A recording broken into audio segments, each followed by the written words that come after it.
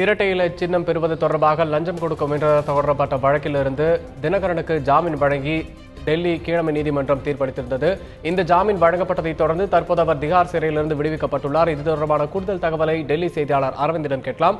வணக்கம் அரவிந்த், இப்போ டெல்லி திகார் சிறையிலிருந்து தினகரன் விடுவிக்கப்பட்டிருக்கிறாரா? எத்தனை மணிக்கு இது நடந்தது? இதை பத்தின கூடுதல் தகவலை சொல்லுங்க.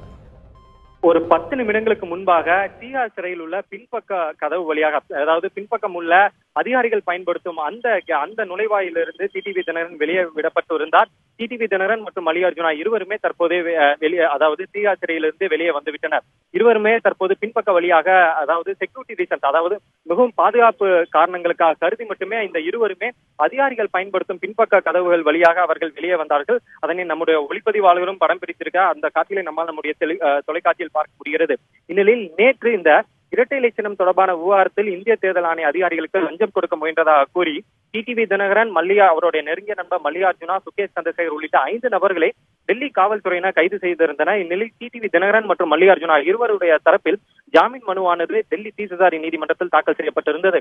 இவர்களுடைய தரப்பில் முன்வைக்கப்பட்ட வாதம் இதுதான். அதாவது தற்போது விசாரணை அனைத்து கட்டத்திலும் முடிவடைந்து இருக்கும் நிலையில் தற்போது 1 மாத காலம், சரியாக மே 1ஆம் தேதி டிடிவி தினகரன் மற்றும் மல்லிகார்ஜுனா இருவருமே நீதிமன்ற காவலில் வந்தார்கள். இந்நிலையில் அன்று முதல் ஜூன் 1ஆம் தேதி வரை 1 மாத காலம் தற்போது இவர்கள் திகார் சிறையில் இருக்கிறார்கள், நீதிமன்ற காவலில் இருக்கிறார்கள். தற்போது விசாரணை, போலீஸ் காவல் விசாரணை முடிவடைந்துள்ளது. இந்நிலையில் தற்போது இருவருடைய காவல் மீண்டும் நீடிக்கப்பட வேண்டிய அவசியம் கிடையாது.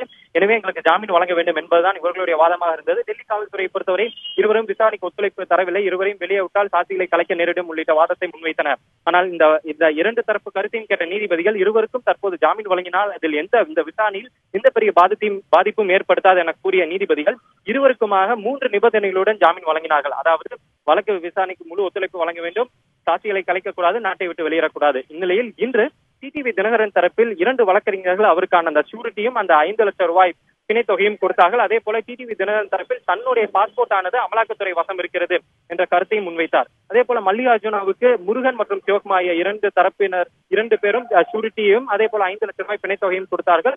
ஆனால் முருகன் மற்றும் சிவகுமார் இருவருமே சென்னையை சேர்ந்தவர்கள் என்பதால் அவர்களுடைய விலாசம் மற்றும் அவர்கள் தொடர்பான தகவலை ஆராய்வதற்காக ஜூன் 9ஆம் தேதி வரை இந்த ஷூரிட்டியை ஏற்றுக்கொள்வதாக நீதிபதி தெரிவித்துள்ளார். அதே போல இருவருடைய விலாசம் மற்றும் அவர்களுடைய தகவல்களை சரிபார்ப்பதற்காக தற்போது நீதிபதிகள் தெரிவித்துள்ளனர். இந்நிலையில் தற்போது இருவருமே இன்னும், அதாவது இன்று மாலை 6 மணி முதல் 7 மணிக்குள்ளாக இருவரும் வெளியே வருவார்கள் என தெரிவிக்கப்பட்டிருந்தது. மேலும் இருவருமே மொத்தம் திகாரை எடுத்துக்கொண்டால் மொத்தம் மாலை 6 மணிக்கு வெளியே வருவார்கள் அல்லது இரவு 9:30 மணிக்கு வெளியே விடுவார்கள். இந்நிலையில் தினகரன் மற்றும் மல்லிகார்ஜுனா இருவருமே சரியா 9:30 மணி அளவில் அந்த அனைத்து ப்ரொசீஜர்ஸ், அதாவது இந்த ஆவணங்களை முழுவதுமாக சமர்ப்பித்து இருவரும் திகார் சிறையிலிருந்து வெளியே வந்தார்கள். தற்போது 6 மணி அளவில் இருவரும் அந்த பின்பக்க வழியாக அவர்கள் திகார் சிறையிலிருந்து தற்போது சென்று விட்டார்கள். இந்நிலையில் நாளை காலை இருவருமே சென்னை திரும்புவார்கள் என அவர்களுடைய தரப்பு தகவல்கள் நமக்கு தெரிவிக்கின்றன. அரவிந்த், இப்போ சென்னைக்கு தான் இருவருமே போறாங்க அப்படின்னு சொன்னீங்க. இதை தொடர்ந்து பெங்களூரில் இருக்கும் சசிகலாவை அவர் சென்று சந்திப்பது தொடர்பான பயணத்திட்டம் ஏதாவது இருக்கா? அதை பத்தின தகவல் இருக்கா அரவிந்த்? அவருடைய தரப்பு ஆட்களிடம் நாம் இது தொடர்பாக பேசிய போது கண்டிப்பாக அவர் பெங்களூரு செல்வார், சசிகலாவை சந்திப்பார், அதில் எந்த மாற்று கருத்தும் கிடையாது. உடனடியாக அவர் சென்னை சென்று அங்கிருந்து ஒரு தினமோ அல்ல அடுத்த நாளோ அவர் பெங்களூர் செல்வதற்கான வாய்ப்பு அதிகமாக உள்ளது என்றுதான் தெரிவித்திருந்தனர். தற்போது இருவருமே, மல்லிகார்ஜுனா, டிடிவி தினகரன் இருவருமே தற்போது டெல்லியில் உள்ள ஒரு விடுதிக்கு சென்று இருக்கிறார்கள். அங்குதான் அவர்களுடைய ஆதரவாளர்களும் இருக்கிறார்கள். இதில் நான் முன்பே சொன்னது போல 6 மணிக்கே டிடிவி தினகரன் வெளியே வருவதாக இருந்தது. ஆனால் அப்போது அவர் வரவில்லை.